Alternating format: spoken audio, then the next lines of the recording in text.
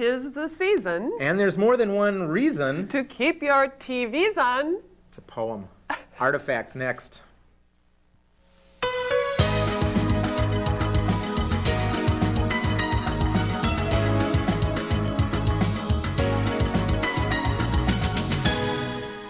Welcome to the December edition of Artifacts. I'm Phill Lindsay from the Minneapolis Community Development Agency. And I'm Zahn with the Office of Film, Video, and Recording for the city.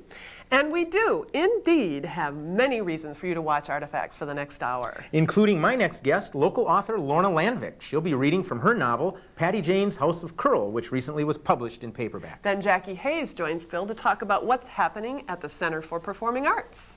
Followed by Janet's guest, scenic artist Nance Derby. Nance has worked as lead scenic on several feature films that were shot in town, and she's got some great stories to tell. She also brought some samples of her work on video and to the studio so we can see how she does some of that movie magic. Oh, I can't wait to talk with Nance. It should be fun.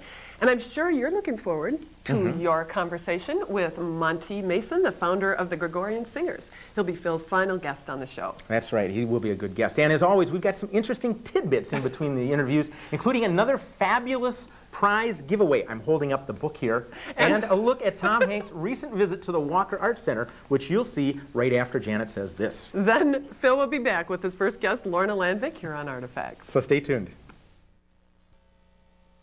Easiest question to ask is, geez, when you were doing Bosom Buddies, did you ever think you'd be here talking about this? Well, no, of course not, and I never even planned on it. I think the idea of goals imposes some sort of rational way of thinking on what has to be an irrational process.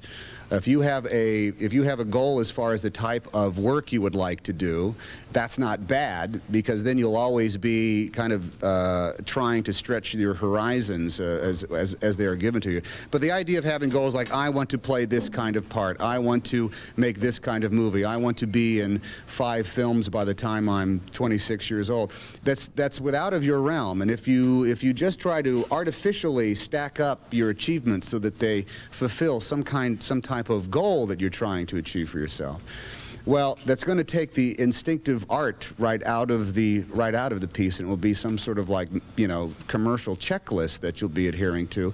And I think you can end up with a career then that isn't as true to yourself, representative of yourself as an artist or a filmmaker as it should be. Instead, you'll just be trying to either make money or get power. And the money and power is nice, but it's not the reason that I went into all this. I went into it just because I had a really good time doing the high school play, and ever since then I've been trying to recreate the experience. Well, I think I'm proud. I got, 4 kids and a good wife, and no one's gone crazy, and haven't lost my hair. Not too much of it anyway. As far as being the stuff that you're proud of is the stuff that's very intimate and personal to you, and probably wouldn't even be able to withstand my being able to communicate it to you. I like my job. I'm proud that I still like my job, so that's a plus. And that was a little look at Tom Hanks when he was here, last month at the Walker Arts Center. Now, my next guest is a writer and an author, and there is a difference there. Lorna Landvik, thanks for being on the show. Thanks for having me, Phil. I've actually been hearing about your book quite a while, and then an old friend called and said, you've got to have this woman on. She's an old high school friend of mine, and I know the family. And I said, well, yeah, I've been hearing about this book. Why don't you show us this? Patty Jane's House of Curl. And is that intended to be the house there? That is the House of Curl. Okay, but I think it was taken back east, but just pretend it's a Midwestern house. Well, that's right. And basically, and I don't know, do you actually identify Minneapolis, or is it just sort of mythically right here in the Twin Cities? No, it's very South Minneapolis in particular. Yeah. From Lake Nokomis to Minnehaha Falls to these old haunts that I used to go to. That must have been kind of fun to actually pull, your life into your story. It was really fun. None of the characters are based on anyone, and I can't say that beauty salons are a part of my life. But I was able to revive places that are no longer here, like the Arloa. Did you go there? No, but I drove by it many times. Great. Right out by the airport. Yeah. Absolutely. That's where I had my first job, and the Leola Theater, where you could see a double feature for 80 cents. See, I'm a St. Paul kid, so I miss some of these things. Yeah. Poor guy. Well, what fun. Well, if this is true, then that the beauty buildings and businesses isn't part of your life, what got you into writing this particular story then? I'm asked that so much, and I don't know. You don't know. These 2 women came into my head, and the House of Curl came into my head, and I had no idea who the women were, what they wanted, but I kept writing. I didn't know initially it was going to be a novel, but I kept writing, and it was as if these characters just sort of led me along. Well, now, when you said you didn't know if it was going to be a novel, I know you also act, and you Yeah. acted extensively here and in Los Angeles. Yeah. Did you consider this might be a script or theatrical or what? I don't know. I started writing it 3 days before I moved back to Minneapolis from LA. So I think probably I knew that it was a book, but Okay. I hadn't yet said that, yes, this is a novel, even though all my life that's exactly what I wanted to do. Is to write a novel? Took me a little while. Yeah. And so then I'd say when I was probably about 30 pages in, I realized, oh, this isn't a short story. This is a book. Now, something you said at a reading that I attended at Or Books, I think you used the word easy. This was relatively easy. I mean, this was not a huge struggle. I mean, you were able to go through and write this. Did it flow? It really did, and it was a pleasure. It was, automatic writing. I didn't know what I was saying doing. there wasn't work involved. But Obviously, there was real that's how time it here. felt. I Yeah. felt often that I didn't have any control, and these characters just said, this is where we're going, this is what we want to do. So it was really fun. It was like driving with no map and, And the coming cruise across. control Right. on. Well, congratulations. Well, thanks. 200 writers out there, probably their blood pressure just spiked when they heard that. They've probably been pushing us out. But that doesn't mean there's not a lot of work involved, and probably No. revisions. Oh, yeah. Yeah. Yeah. The first draft was a real pleasure. And then when Yeah. you have to go back and, straighten things Yeah. out and correct plot points, then it gets into Can you say that again? Plot points? Plot points.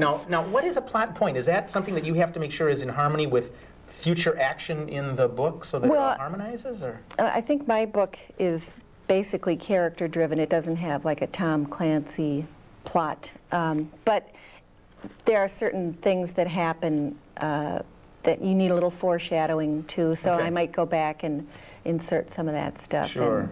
Okay, well, Because there's a little mystery to it, even though it's not a mystery by any means. Yeah, it's a lot of fun. You were willing to read us a page or so. Yeah, Wanna I'll do read you a that? page or so. Okay, Sure. set it up for us. This Okay. is Well, I'm going to start right at the beginning. This Okay. is the prologue, and this is in the voice of Nora, the daughter. all right. Patty Jane kept a drawer full of cotton bandanas spritzed with dime store perfume, taboo an evening in Paris, and occasionally my sin, which I thought was as chic could get. I helped out at the House of Curl after school and on Saturdays. Whenever anyone stank up the place with a permanent wave, I would be called upon to distribute the bandanas and tie them carefully, the way a nurse ties a doctor's surgical mask, over the nose and mouth of our customers. Everyone in the shop wore them, except for Clyde Chucka, the manicurist, who said taboo gave him a worse headache than permanent wave solution, so that the room looked overtaken by a bunch of Old West bandits assembled for a dippity-doo heist. Scented kerchiefs are just one of the nice touches that separates our establishment from the others, Patty Jane often said. Other nice touches included homemade banana bread served with coffee to women basting under hair dryers, pale green smocks monogrammed with the initials of our regulars. We kept a supply of less personalized smocks, VIP and First Lady on hand for walk-ins, and harp concerts courtesy of my Aunt Harriet, whose accompaniment to my bandana distribution was always the William Tell Overture. Dun-dun-dun. You can help out here. Dun-dun-dun-dun-dun-dun. There you go. Patty Jane, my mother, was big on nice touches. For cripe's sake, she said, if he can't be a class act, why bother? She studied what society news was to be found in the Minneapolis Star as if she were a candidate for a Ph.D. in high living. She drove a rattly old DeSoto around Lake of the Isles, picking out mansions she would live in were her inheritance more sizable than a pair of turquoise cufflinks and an incomplete set of 1947 World Books. She tried on designer dresses at Dayton's Oval Room and Powers, and then had my grandmother sew up copies on her heavy black Pfaff sewing machine. Just because my life began in the bargain basement, she said, doesn't mean I can't take the escalator up to fine crystals. Truth be told, if my mother were to spend any time in fine crystals, it was guaranteed something would break. And that's just a little... That's wonderful, and Oh, I've got thanks. to say, I mean, what a draw. You hear that, you want to know more about these people, and of course, if you're from around here, you're thinking, I know those places, I've been there, I gotta find out how this transpires. That's neat. Thanks. Publishing adventures, was it hard? I mean, you write this book. Oh, it was really hard. What was Took a the first thing long- you had to do? I Agents? had to find an agent. Yeah. And I got an agent, and then the agent would submit the book to romance publishers, and they would say, why are you sending us this book? It's not a romance book. So then I would instruct my agent as to who should see it. And then I thought, something's skewed here if I'm telling my agent who to send it to. At that point, you should get a cut of her percentage. Right. Yeah, I'll have a tenth of your tenth. Yeah. So then I got another agent, and I really like her a lot. And we got the hardcover publisher, and then before the hardcover came out, that's when all the sales go on. So there was kind of a bidding war. Oh, for the rights to this. For the paperback, Right. yeah. And then it sold to a book club and to Germany. Germany? Yeah, Pettichins, Schnauzelfussen. I don't know what it'll be. But in the UK.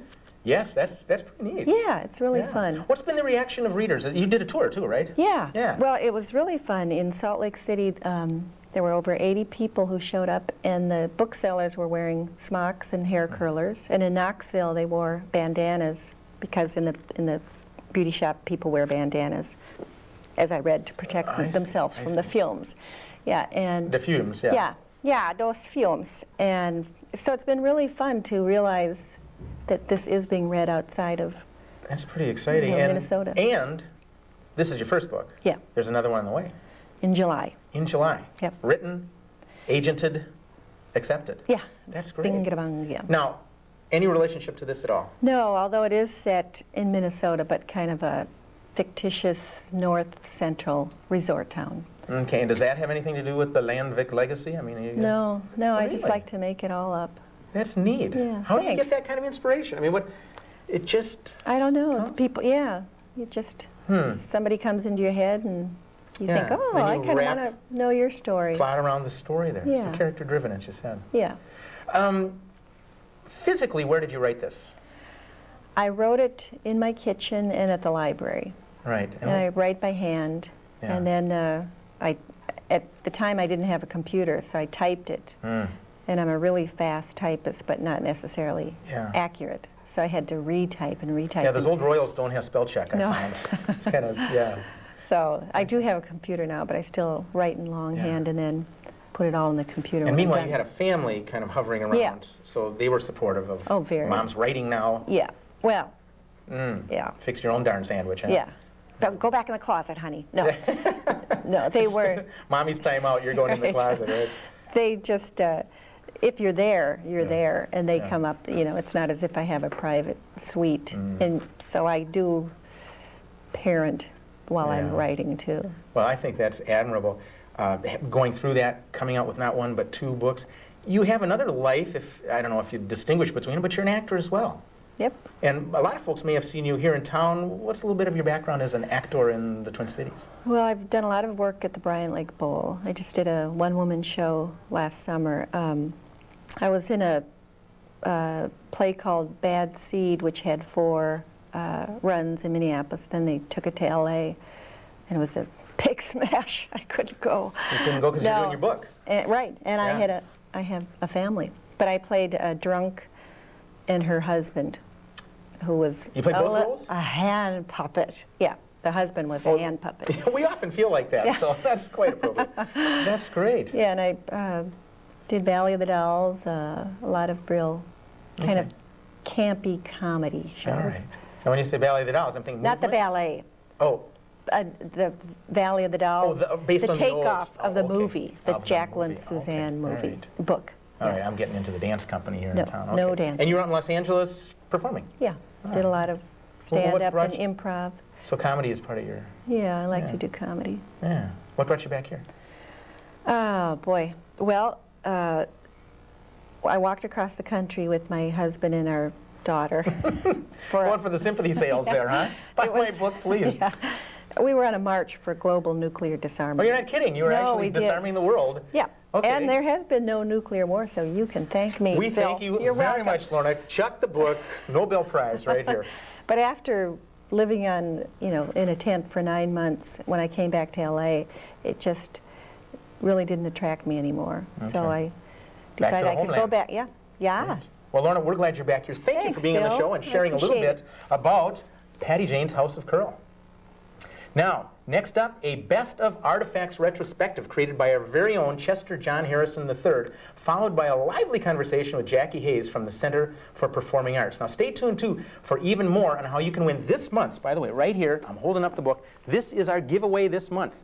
We're just teasing you now. Stay tuned to Artifacts. We'll be right back.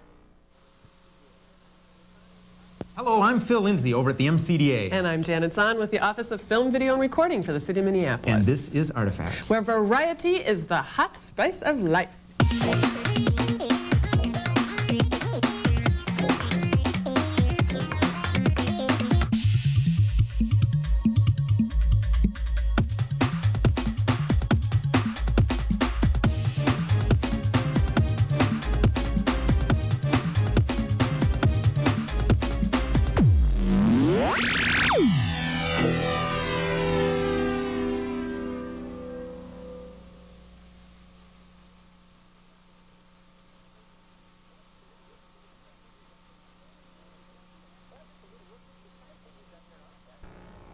Well, that's just a little look at just some of the things we've done here in Artifacts, and I want to thank Chester John Harrison. That was a nice piece you did, so nice little look at part of the history of Artifacts there.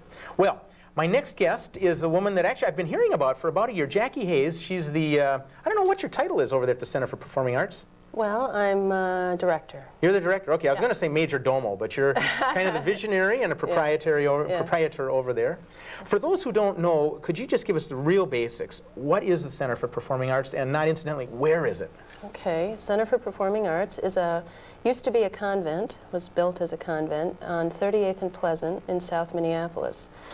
And we've been there, like you said, about a year. There are about 20 individual studios that get leased to artists in different disciplines, mostly theater groups who have offices, and also some visual artists who do their work in the spaces. And then we have 3 large rooms that get used for classes and rehearsals to anyone who's interested. And I've toured this space, and it's wonderful. It feels good. I mean, I have to say that. From the setting right there on the corner, I mean, the approach to it, and you feel like, oh, this is substantial, it feels good, I want to see what's in there.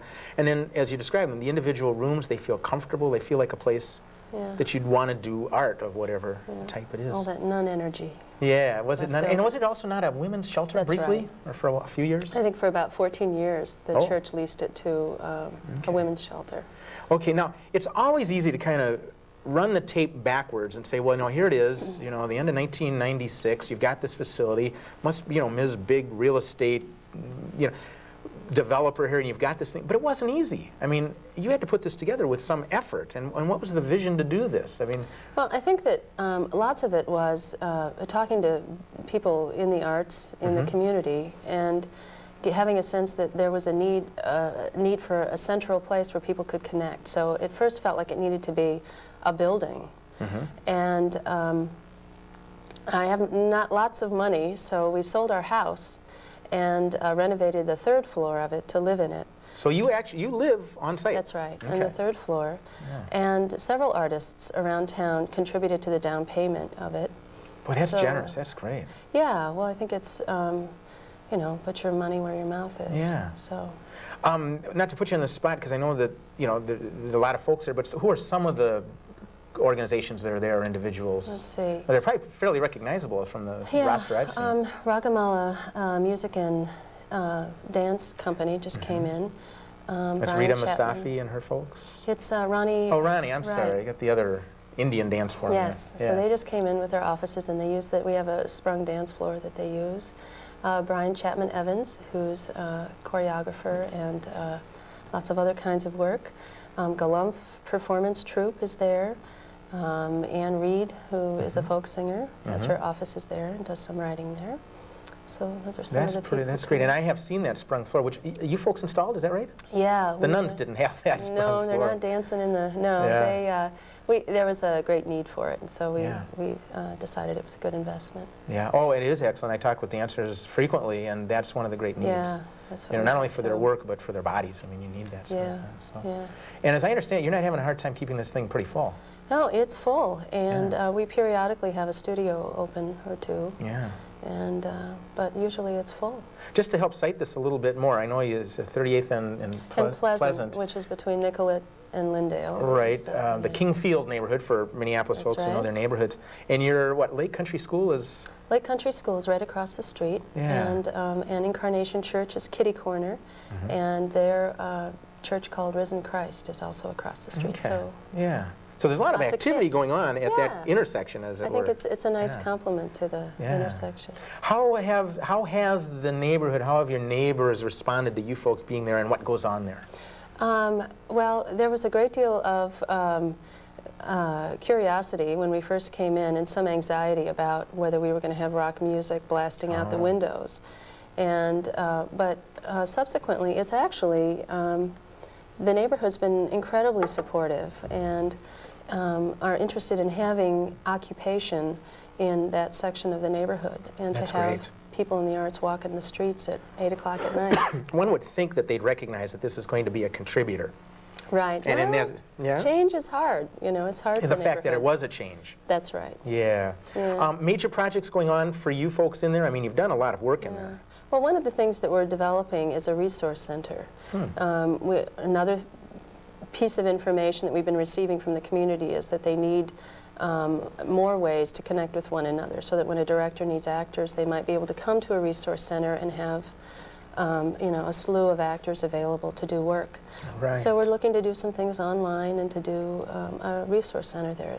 One of the things I think I read that was part of your motivation was you wanted a place where people, artists, could interact, That's right. get together. Has that been happening at all? Yeah, I mean, it's work, you know. Yeah. You've got to create the forums and the structures, but I think people, generally, the climate is so unsupportive of artists that it's easy to become isolated, and so, yeah, we've been working on different, that's a large part of the function of the nonprofit there, called the Artist Collaborative. Explain that a little bit, how your nonprofit wing works in conjunction with sort of the real estate aspect of it. Well, there's a nonprofit organization that is called the Artist Collaborative that works out at the center, and they develop programs that help to intersect artists with one another.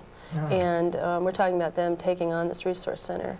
And also a retreat, a summer retreat, up in somewhere in the woods, where people can work together and develop something out of engaging with one another. Would this be a physical retreat? I mean, a place to go to? Yeah. Or? Okay. Yeah. It So would this be to go a- out into the woods for a week and maybe even have a kids thing going on simultaneously and have people. Well, you don't have think a- small here, do you? Nah, there's lots of work to be done. Who else is involved? This obviously isn't a one-woman show here. You've got other folks involved with the administration and the development of this? The primary associate is Mike Carlson. He does lots of the office work, and there are two development people, Roderick Tay and Heidi Ricks. Okay. And I have a couple of advisors, and other than that, it's It pretty much is one Yeah. cook, bottle washer, and the whole. Were you nervous jumping into this, selling the family home and? right. Well, putting everybody your else name- was nervous. I was pretty confident. Oh, really? Okay. Actually. You had a sense I of. had a real, yeah, and I Yeah. think that, yeah, I think I knew it was going to go. You've already mentioned a couple things, and maybe that's plenty to think about. 5 years from now, where do you want to be? What's the big looming project that you hope to take this into? If Well, anything. I hope to stretch a little bit more nationally. I hope to do more work at the same time, kind of locally. We need to do some work to build the Kingfield community, I think. Okay. I mean, just simply to do a project that would involve the kids in each of the schools, for example. You know, to talk to one another. We Interesting. did one event, and there's lots of tension. Yeah. There's lots of racial tension. There's lots of economic issues. So there's that low-level, important, That grassroots kind of yes, work to do in addition to kind of reaching out and bringing national artists Excuse me. in. So thing. Okay. Have you heard of other centers like this? I've Either been hereabouts searching. or. I've been searching because I thought, wouldn't it be great to have a model? It would save Yeah. me lots of work. Sure. And the closest thing I've found is the Levine School in Washington, D.C., which is at the same time community, in a sense, in terms of its physical location, and also kind of professional level. Is that music oriented? Yeah. Yeah, I think I've heard of Yeah, that, but I didn't Levine realize the School of community Music. relationship they had there. Yeah, that's my understanding. So that's the closest thing I've come to. Well, you may be the model then. Well, I don't know. Okay, we'll keep looking. Yeah. Jackie, I want to thank you. Is there a number people can call if they want more Sure. info? They should call me at 821-9202 Okay. for information, or if they want a studio or they want to teach a class, give me a call. Great. Jackie Hayes, thanks for being on the show. You're Appreciate you welcome. coming Thank down you. here. This is good. Now it's time for getting the goods on the giveaway. For the third year in a row, which makes this a bit of a tradition, we're going to be giving away a book by Connie Brockway. She was a guest on the show a couple years ago.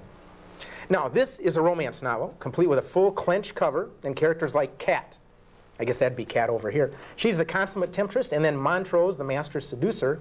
To win this romance novel, be the 12th caller to the City Cable 34 hotline.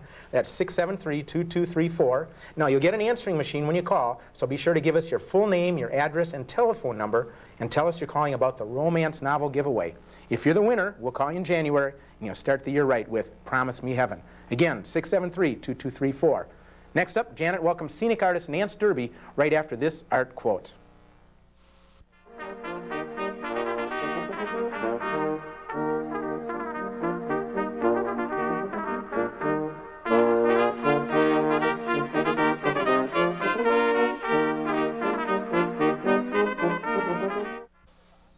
Welcome back, everybody. I'm Janet Zahn with the Office of Film, Video, and Recording for the City of Minneapolis. With me today is Nance Derby. Hi. Hi, Nance. Thank you for coming to see me today. I'm happy to be here. Yeah, Nance, you are a scenic artist. Yes. All right. What is a scenic artist? I create scenery. It's not Art Deco. It's not like scenic stuff. Yeah, yeah. Scenery. And I do it for film, video, like music videos, TV commercials, and things like that.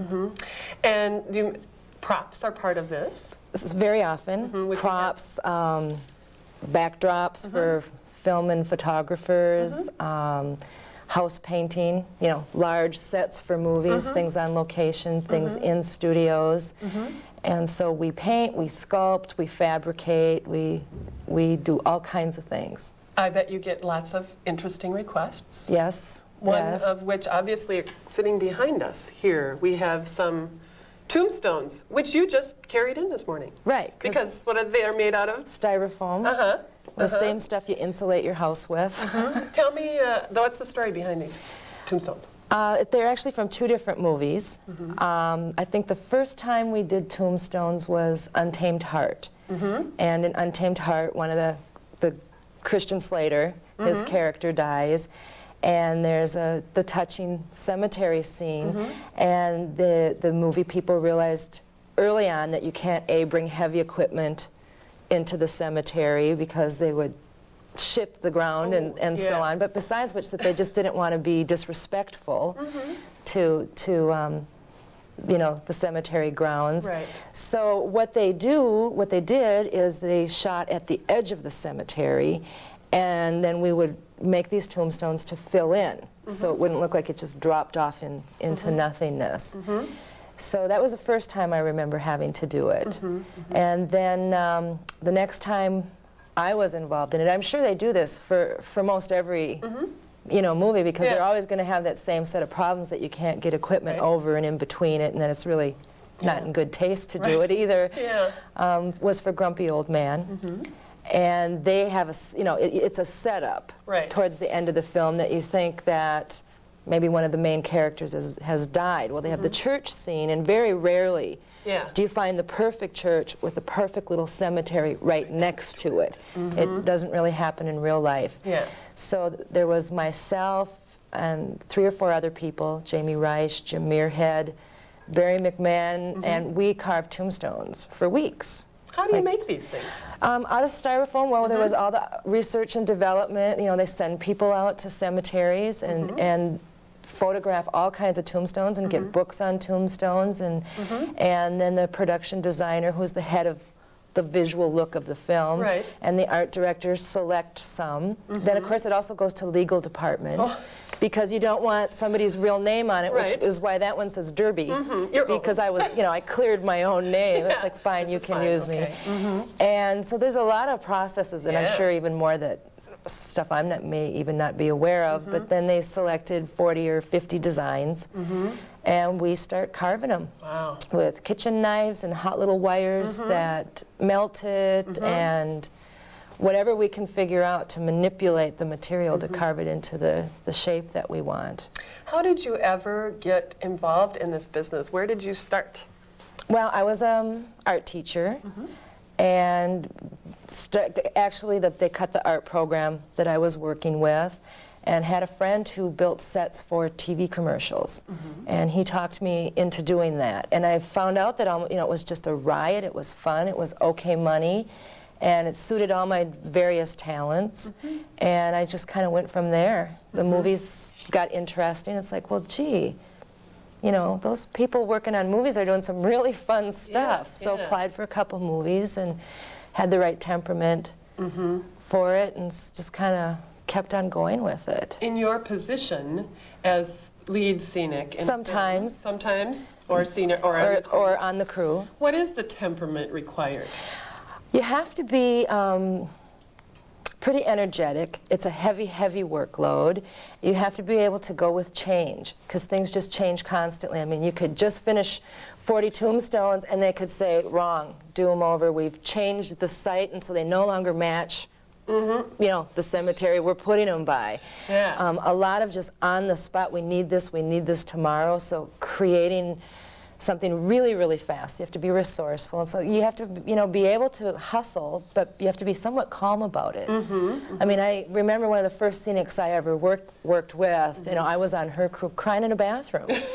You know, because it was just like the pressure can really get intense. And you're kind of like, what's it all for? Some of these things will never be seen. Yeah, but that's part of the deal. It's part of the deal. And a lot of what you do is never really seen on camera. Well, we do have some clips, some of which you've started to describe. I'd like to, let's take a look at them so we can see how some of that hard work you did showed up on screen. Let's roll the tape and see if we can talk about this a little bit. This is from a film called Trauma. Dario Argento, he's an Italian fellow, and they were going to shoot it in Baltimore, and it didn't work out. I don't know how they ended up in Minneapolis. It's probably your fault, or the film board or somebody. And he does these very spooky kind of horror films, and I ended up getting a job art directing it. And it was like great, because I'd been a lead scenic several times, and I'd been on scenic crews, and I'd never really art directed other than TV commercials or music videos. I'm like, hey, I get to art direct this. But the man was kind of unusual, and he would have these dreams. And you know, he would call someone at 2 in the morning, I just had this dream, and I want this set built. This is the opening credits, the opening roll to the movie that's all about people getting beheaded. And so he had this dream about the French Revolution and the guillotine and so on, and he wanted it made out of paper dolls. So I spent 2 days working night and day, drawing paper dolls, cutting out paper dolls, and rigging them. To make this whole thing work. You know, so there's 3 of us under a table. You know, with little strings coming through the tables to get their arms, you know, of course I'd never done anything like that before. And it worked. Well, yeah, it did. And you realized his dream? He was, oh, que bello, oh, he was really, oh, he's so beautiful. He was so happy. No, but he was kind of, you know, these things just kind of come out of nowhere sometimes. And you know, other than that, the French Revolution, there was a lot of beheadings. It didn't really relate that I could see. You know, to the movie in any way, shape, or form, but it's just, you know, it doesn't need to make sense to me, I guess. Let's take a look at the next one. And this is from Zero Street by Dan Bergen. And locally produced, and made here right in the Twin Cities. And it's just kind of the reoccurring tombstone theme. Here come the tombstones somewhere in here soon. We will get to see. And you know, of course, we didn't have a really great budget for this. We were doing it on a shoestring, so fortunately I had dragged home tombstones from some of these big budget movies and redid them. And that's your work. And there it is. Yeah. Untamed Heart. Yes. So most of the ones we're seeing here were in the existing cemetery. And we spent probably 3 weeks carving and, you know, coating them and painting them and so on. And the one that says Derby, my name, is right behind them right now. Oh, but you can't see it. No, never saw it. Never saw it. And here's Grumpy. Grumpier Old Man. Now this is the one where there was 4 or 5 of us working for weeks. I mean, I think there was 40 or 50 of these. There's Fry. That's the one right behind me. And then this angel was carved by Naomi Austin, just an incredibly talented woman. It was just gorgeous. And that's, of course, in LA, in their prop house now. The studio's prop house, as are most of the tombstones from that. So they shipped them? Yeah, well, a couple fell off the truck somehow, and so there's a few around town, but the bulk of them went to LA. Oh my goodness. So I'm sure they've been reused again. Yeah. So is it still kind of fun when you see the films? Yeah, to see your it is. work? It is. You get a whole new sensibility of, you know, you realize what goes into it, that hundreds of thousands of dollars go into these films to make the setting right. And, you know, sometimes you go, for what? But for instance, with the grumpier old men gag, it wouldn't work. You have to have a cemetery there to set up the gag that, oh no, one of them has died. Right. So even though it's a glimpse and it's just a brief second on the film, I mean, you kind of start to appreciate what goes into setting up all those scenes in a movie. Yeah. Now, as a scenic or a lead scenic or an art director, who do you Production report to, designer. and how does it work? Production designer. Production designer is from my understanding of it, is in charge of the look of the film. You know, the director's in charge of everything and the actors. Yes. And the production designer becomes his visual person. And so I answer to the production designer, and I've worked for some just incredibly talented, wonderful people, and a couple real jerks. Yeah, I'm sure. Yeah, well, The Cure. Yeah. The fellow who was the production designer on The Cure it was horrible. Worst experience of my life. Yeah. But mostly it's been just wonderful, and I've learned really a lot. And then the art director is the production designer's right hand. Okay, all right, that's how it works. Right. So, and I've had the good fortune on very small local projects to art direct and production design now, and I've kind of realized that lead scenic's where it's at. All right. Yeah. So that's what you want to now when somebody's coming into town to do a feature. That's what you're going to strive for. Yeah. I think to art direct or production design on a feature level, you'd really have to go to LA. And I did do a small stint in LA as a scenic, and the quality of life is so different from, I mean, I really want to be here. Well, good. We're glad you're here. Yeah. We're glad. And so, you know, and I kind of realized the level of responsibility that is on a production designer and art director. It's a very intense job, and they're not really doing much with their hands. They're not slopping around in the paint anymore, and that really is what I think is fun. Great. I really like it. Well, this is so interesting. Thank you for bringing the clips and for sharing your bit of your life here with us today. Appreciate it very much. Thanks for Good having luck me. as you move forward. Thank your, you. Lead scenic Career? designs here. Yes. Yeah. Thanks. Well, before we go to Phil's next guest, Monte Mason, founder of the Gregorian Singers, we've got a clip from Huzzah, a fascinating piece of computer animation from Lamb & Company. If you're a fan of local theater, you may recognize the puppet character as Kevin Kling. And if you'd like to know more about how this piece was made, let us know. Leave a message on the City Cable 34 hotline, 673-2234, and we'll have somebody that knows about how it was made call you up.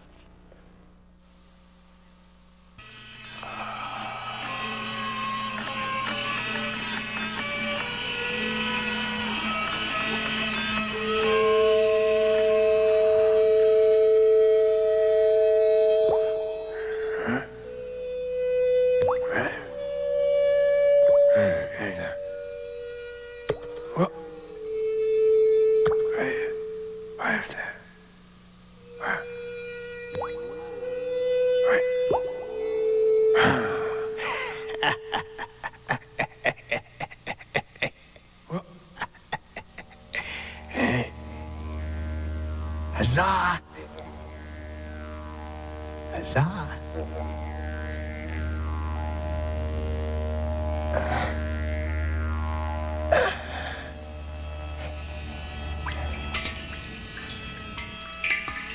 What did the little fish say when the big fish got away? What did the little fish say when the big fish got away? I'm gonna... Well, Kevin, you never looked better. So Kevin Kling in Huzzah. That looks like a very interesting tape, by the way. I'd like to see more of that myself. By the way, for those of you who were watching earlier, that little clip there from the movie with the Spanish in there, that was the Spanish dubbed version of Untamed Heart. I thought that was kind of interesting. Well, anyhow, my next guest is a gentleman that I've heard, I've seen perform, but I've never met myself. Monte Mason, I want to thank you for being on the show. You're welcome. It's a pleasure to be here. Monte is the founder and the director of the Gregorian Singers. And the performance I'm referring to in particular, although I know you do other things, is the Advent procession, which goes on, quite a tradition, at St. Mark's Cathedral here by Loring Park. Tell us a little bit about the Gregorian Singers. You've been around for a while. Yeah, 24 years to be exact. Yeah, that adds up. Yeah, it does. Yeah. Well, yeah, we started actually as a men's group, and the choir at that point was devoted to the singing of chant almost exclusively.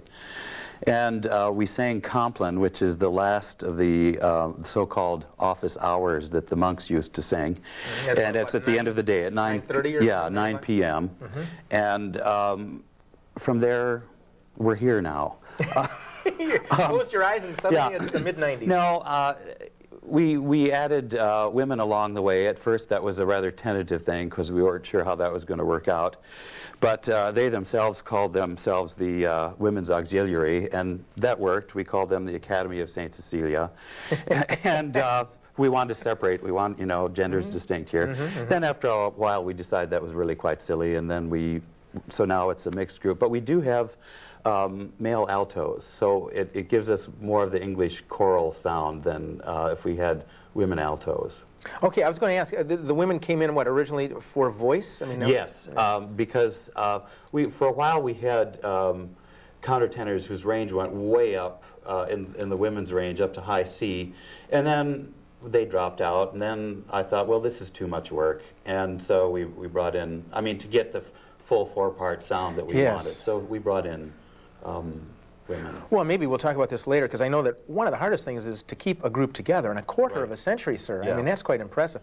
I wanted to ask about your repertoire, though, because it's not just Gregorian chanting. No, and people get a little confused, I think, but we're kind of like the Tallis scholars who don't just sing Tallis.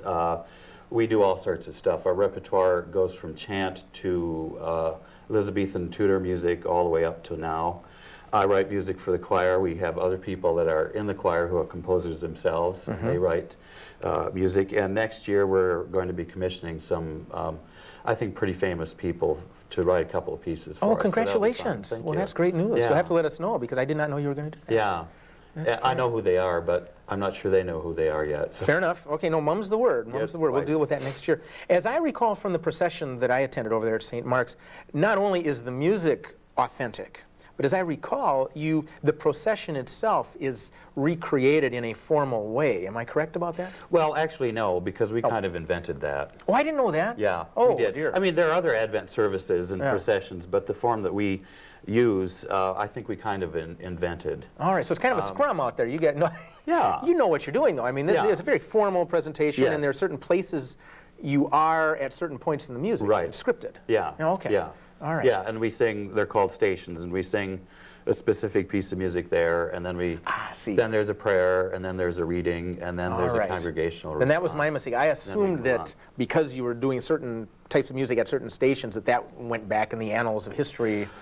No. Okay. Not that format. Well, see, you learn something That's right. every time you watch Artifacts here. How difficult has it been to keep the thread for 24 years? I think it's been hard. Yeah. And I think the reason that we've kept going is that somewhere along the line I get bored and kind of reinvent it.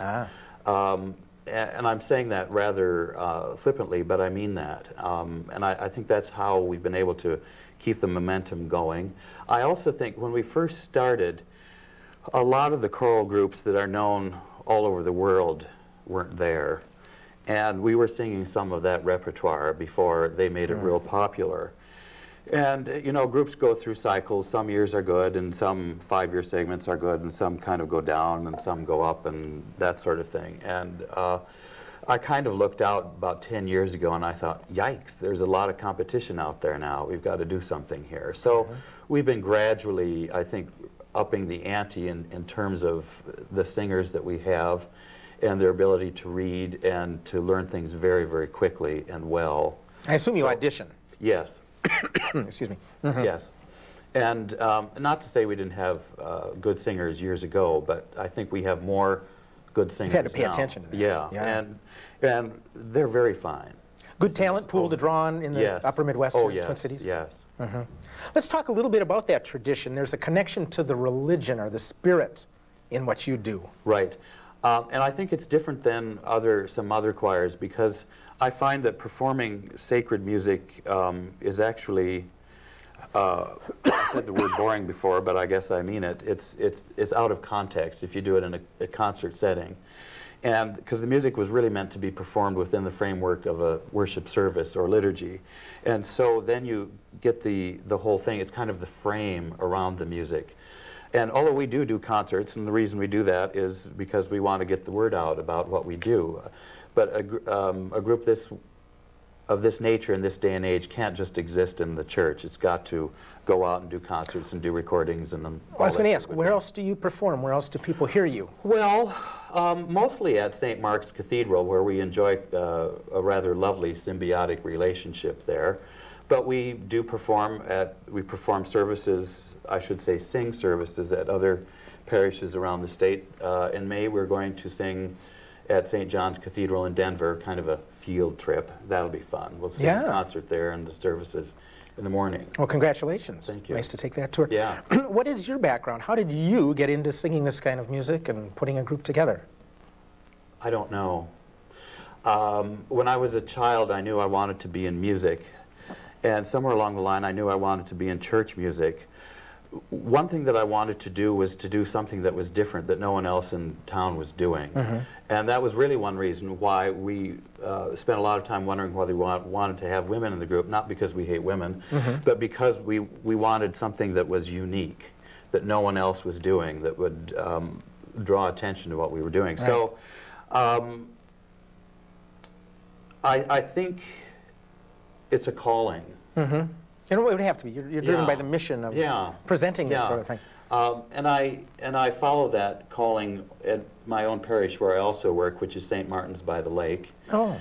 And whose priest has recently been seen on the sports pages of the Star and Tribune on the front and back page. The sports page? Yes. Or praying for the Vikings? No, or? no, praying for the dogs, blessing of the blessing of the hounds. Okay. Yes. Interesting. The hounds that run. Yes. Very interesting second calling for this person. Yes. Interesting. They get to do it once a year. Okay. Blessing of the hounds. Yes. Now I've learned a second thing that puts me up for 2 days. Well, that's all part of the Anglican tradition. Is that right? Yes. Okay. All right. Hey, are there other people that have been with you from day one? Any other voices with you? No. I think there are some that have been with us for about 15 years or so. Oh, that's It's really impressive. nice to have that continuity. Yes. Yes. And so they've learned to forgive all my errors and just kind of put up with it and go on. Bless their hearts. Yes, How bless their little hearts. large an ensemble is this? We have about 22 people right now. That's pretty good right there. Yeah. Yeah. And they're all from, not all, but most of them are from other parishes. And they sing in their own church choirs, or they are organist choir masters and that sort of thing. So we don't sing on Sunday morning. Monte, I think I know the answer to this. I don't know the specifics. What kind of rehearsal schedule? I mean, how much goes into putting on what people come to see, and that's lovely, but there's a lot more than standing up there and singing? Sometimes quite a bit, and sometimes not as much as people might think. We did a service this past fall, and someone said, well, of course you had sectional rehearsals, and no, we didn't. Oh. We didn't have time. It's just do it. Okay, sure. We had about 3 weeks to put that together, and that was it. And I suppose corralling a couple dozen busy people who have outside performances, they've got lives and whatever, that's got to be tricky. It Just is. the logistics of that. Yeah. And in a way, I'm making it harder because I'm demanding more. But that's actually what gets people to respond more, I think. Yeah. Well, I think it speaks well of your direction that for 24 years, a group of people, changing albeit, has come together and sung this beautiful music. So that's really great. Thank you. Our show here is running through the month of December. I think the very first day or the second day of December, you will have already done the Advent procession. But it's a tradition. You've been doing this how many years? 18 years. 18 years. So chances are next year, people could catch the same event at St. Mark's? Yes. But in addition to that, you perform at St. Mark's other times. Anything coming up early in '97? Yes, on February 2nd, we're going to be doing our Sarum liturgy, and Sarum, that's S-A-R-U-M. Yes. That's the Latin word for Salisbury Cathedral. Yes. And we wanted to find out what it would be like to have a worship service like they might have had at Sarum in the year 1500. Wonderful. And so we did a lot of research on that, and we did it last year, and we got over 300 people to come. It was the coldest night of the year. It broke lots of records. 20 below, I'll bet, yes. Yes, Groundhog's Day. Wonderful. But that isn't what we sang about. But we did, That was a really interesting liturgy because it took over 2 hours, like 2 hours and 15 minutes. Fascinating. And I think a few people were bored and they left, but I think most people were there and they stuck it through. Because it speaks to a different sort of spirituality, a much more, if you will, mystical sense of spirituality where time doesn't have much meaning in terms of, well, timeless. let's see. Oh, well, that went over 15 minutes. Monty, speaking of time, we're just out of time now. If people wanted to find out more about your performances, especially at St. Mark's, I believe there's a number that they could call? Yes, they could call 870-7800. Okay, we'll put that up on the screen here for people to watch. Monty Mason, thank you. Pleasure to meet you. Pleasure. Keep up the good Likewise. work. All right. Now, there is still time to call in for a chance to win that Promise Me Heaven book. Here it is right here. So just call the City Cable 34 hotline, 673-2234. Thank you, Monty. You're welcome. And then stay tuned because Janet will be back to wrap up the show for the holidays. Right after this, a fabulous holiday look at behind the scenes down at Holidazzle, the parade on the Nicollet Mall. Stay tuned. Holidazzle, all your dreams are on parade. Jingle bells and razzle dazzle, winter evenings escapade. Take a ride on Holidazzle, that electric starry ride. Santa Claus and all his reindeer coming down the street tonight. Winter's evening, and on the rain.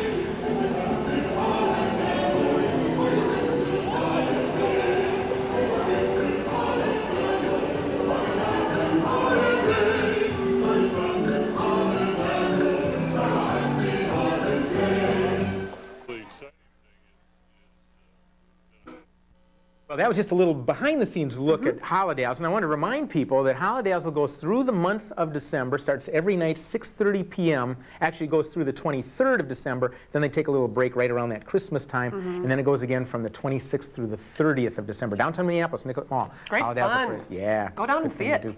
You know, Janet, I've got a couple of other things I wanted to mention here. We do a little chat thing here at the end of the show. The MCDA, where I work, has announced a new revenue bond program. Now, don't go to sleep out there because this is important. If you're a 501c3 organization, a nonprofit, you now are eligible to apply for this revenue bond program through the Minneapolis Community Development Agency, and that can be for programs including land acquisition, new facility construction, additions to existing facilities, and the like. So if you're interested, call the City Cable 34 hotline, 673-2234, and we'll send you a sheet on that program. Next month, the Minnesota Opera starts its season, and they announced something that I thought was a little newsworthy. For the first time in history, their season ticket sales topped $1 million. So that's big news, and congratulations to the Minnesota Opera. And the thing we've all been waiting for. Yeah, we've had a little debate here at Artifacts whether he's not known as Prince anymore, and Laszlo, behind the camera, has told us that he's now known as the artist. But a lot of us now know him like this. I mean, there are bus kiosks out there. The good news is, I've heard how to pronounce this. It's pronounced gingivitis. So when you're looking at this and you don't know how to pronounce it, I believe this is gingivitis. So just a little scoop here from Artifacts for you. So I can't believe it, Phil. Yeah, gingivitis. The gum disease formerly known as... just a little scoop. It's a scoop. A scoop. Kind of like that poem we started. Yes, that's right. We've bookended this entire show. So. Well, and don't forget, you can still call in and win this fabulous romance novel. We're going to keep it away from the crew here because a number of people have been looking at it with greedy eyes. They saw Master of Seduction, Mistress of Love, and we can't keep their hands off it. So what you have to do is call us, and if you're the 12th caller to the City Cable 34 hotline, 673-2234. Well, next month, we'll be sending one happy and probably very lonely Minnesotan a copy of, and what's it called here? Yes, Promise Me Heaven. Which is that's great. That's great. And coming up, we have our events calendar and also the big thank you. Yeah, every year we do this in December. We thank all the guests that have been here, and also, not at all incidentally, the good crew at City Cable 34 who've gone out on location, bringing you Tom Hanks, as you saw earlier in this show, out on location and interminably going through the West Bank Theater District, Northeast Minneapolis, the Warehouse District, Loring Park. You guys are great. Thank you very much. Hope you've had fun watching Artifacts. Me too. And I am Janet Zahn. Thank you for watching. I'm still Phill Lindsay. We'll see you next month on Artifacts.